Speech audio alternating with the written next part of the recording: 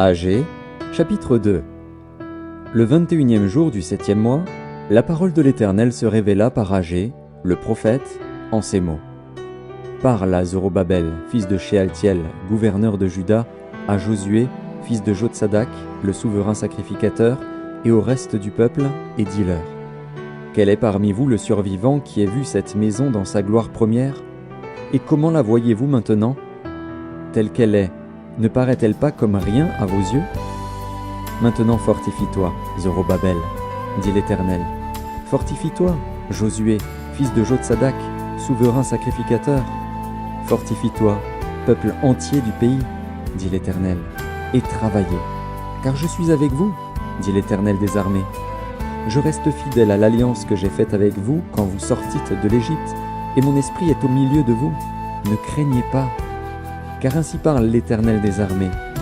Encore un peu de temps, et j'ébranlerai les cieux et la terre, la mer et le sec.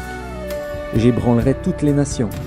Les trésors de toutes les nations viendront, et je remplirai de gloire cette maison, dit l'Éternel des armées.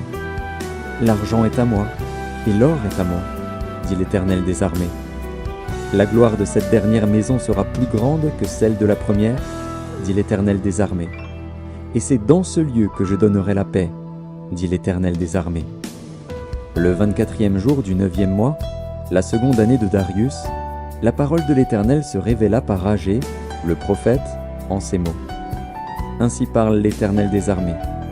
Propose au sacrificateur cette question sur la loi.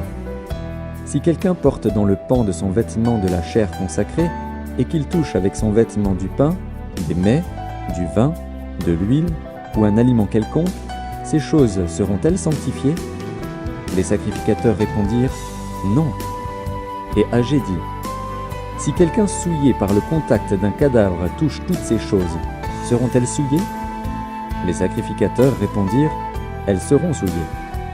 Alors Agé, reprenant la parole, dit « Tel est ce peuple, telle est cette nation devant moi, dit l'Éternel.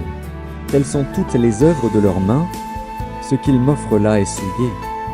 Considérez donc attentivement ce qui s'est passé jusqu'à ce jour, avant qu'on eût mis pierre sur pierre au temple de l'Éternel.